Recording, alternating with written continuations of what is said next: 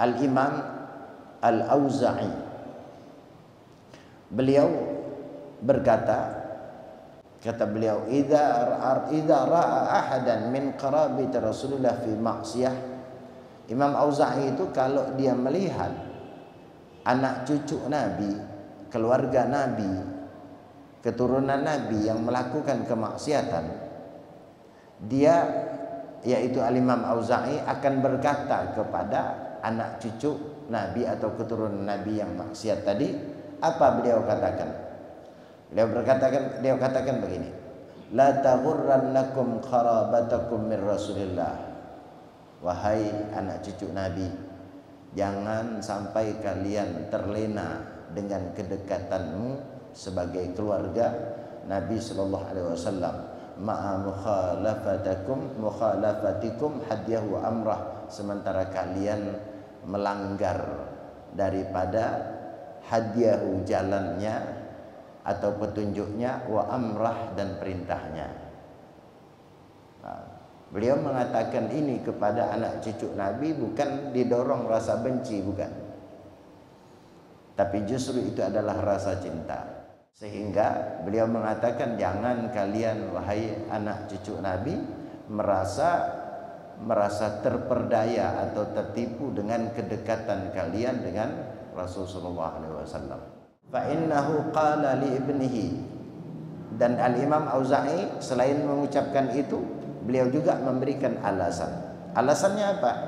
Fa innahu qala li ibnatihi, karena Rasulullah yang merupakan datuk kalian itu pernah berkata kepada anak perempuan beliau, yaitu Sayyidinatuna Fatimah radhiyallahu anha. Apa kata beliau? Anqidhi nafsiki minan nar, wahai Fatimah, selamatkan dirimu dari api neraka. Fa inni la ughni anki minallahi syai'a, karena aku tidak menanggung atau tidak memberikan sesuatu pun penangguhan kepadamu. Nah, hati-hati ya dengan hadis ini, hadis Nabi sallallahu alaihi wasallam.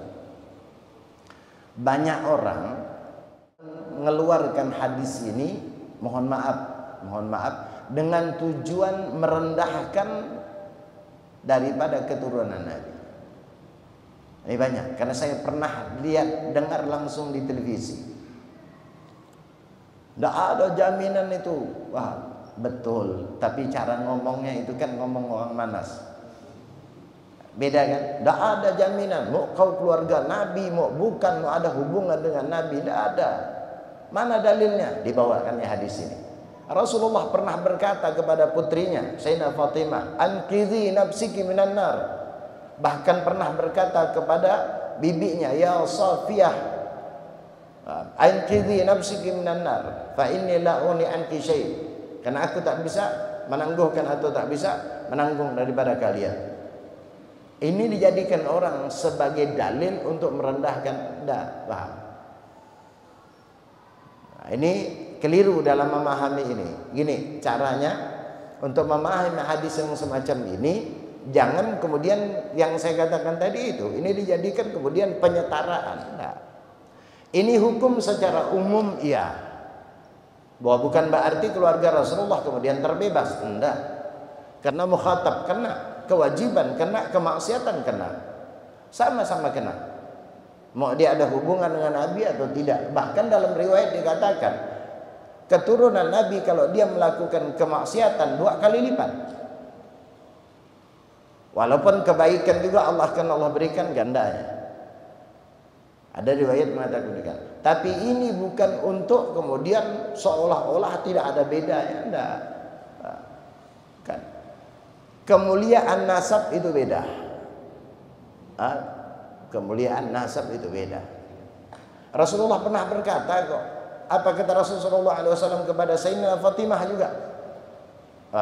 Lau anna Fatimah binti saraqat laqata'tu yadaha.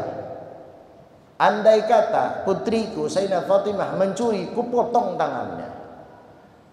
Nabi tidak mungkin ngomong macam ini.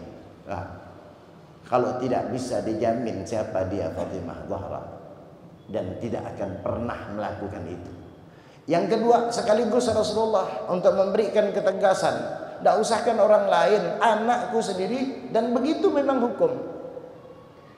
Bukan kemudian saya seorang hakim, kemudian anak saya bersalah, kemudian saya bela kesalahannya. Tidak, tetap anak ya anak, salah. Kan begitu seharusnya tuntutan hukum. Sama dengan halnya Rasulullah. Nah, sama dengan ketika selamatkanlah diri kalian wahai Fatimah.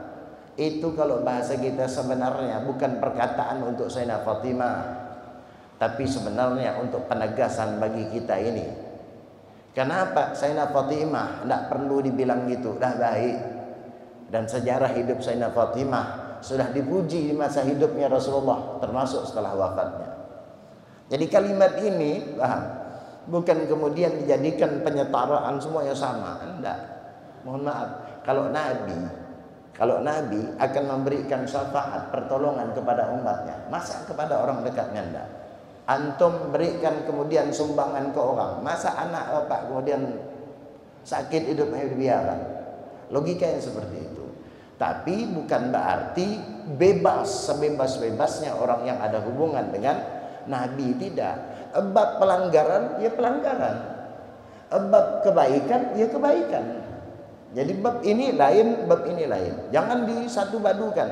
Jadi orang kadang-kadang karena mungkin ketidaksukaannya, wah dalil ini dipakai. Wah, tidak ada. Sama. Rasulullah yang ngomong. Oh, bawa Nabi. Iya, cuma Nabi itu ngomong sama siapa? Ngomong sama Fatimah. Nabi udah tahu siapa Fatimah. Nah, tidak perlu diperintahkan jaga dirimu, karena beliau memang adalah orang yang bahkan sudah dapat jaminan. Nah, jadi kalau kita yang mengatakan kepada orang yang baik, ya jangan tidak tahu ya, saya begini, aku tak tanggung ya. Nah, itu sebenarnya penegasan. Bisa jadi penegasan untuk orang lain. Saya punya orang kedekatan saya, katakanlah megang uang saya, keuangan. Walaupun saya tak berduit. Judulnya kan begitu. Kalau orang-orang kantor kan ada keuangan. Kenapa saya sebut keuangan? Karena uang ini adalah yang dicari, yang megangnya orang yang amanah, kan begitu. Nah, kemudian saya katakan di depan orang banyak, nah, aku berikan amanah kepada ente. Tapi ingat, nah, kalau seandainya ini aku tak tanggung jawab. Saya ucapkan ini, karena saya tahu enggak dia. Tapi sebenarnya ucapan ini bukan tertuju kepada dia, yang sudah saya tahu bagaimana sikapnya, kenapa saya pilih dia. Tapi sebenarnya untuk penegasan kepada klien. Bisa jadi seperti itu. Nah, tapi orang sekarang enggak bawa dia dalil ini. Enggak ada itu. Neraka ya neraka. Iyalah, engkau salah ya neraka. Cuman kan ada syafaat-syafaat. Model macam kita ini, apa kemudian kita taat tak bersalah, kemudian ada jaminan pasti masuk surga? Dengan amal kita kurang.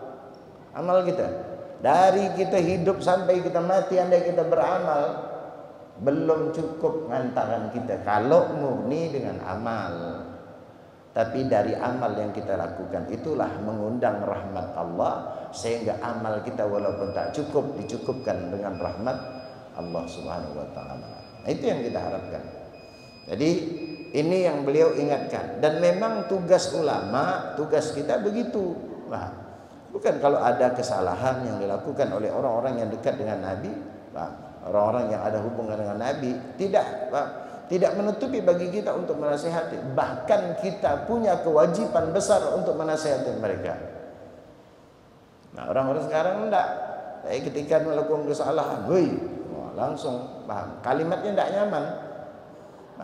Udahlah tak membenarkan, tak nasihatkan, bawa-bawa Nabi. Keluarga Nabi macam ini perilakunya. Jadi bahasanya itu nyalah seolah-olah. Dan itu hati-hati. Perlu kita berhati-hati. Kesalahan dia kesalahan. Siapapun pelakunya kesalahan. Kebaikan dia kebaikan, siapapun pelakunya. Adapun kaitan dengan kedekatan, keluargaan, itu adalah masalah yang harus kita pisahkan.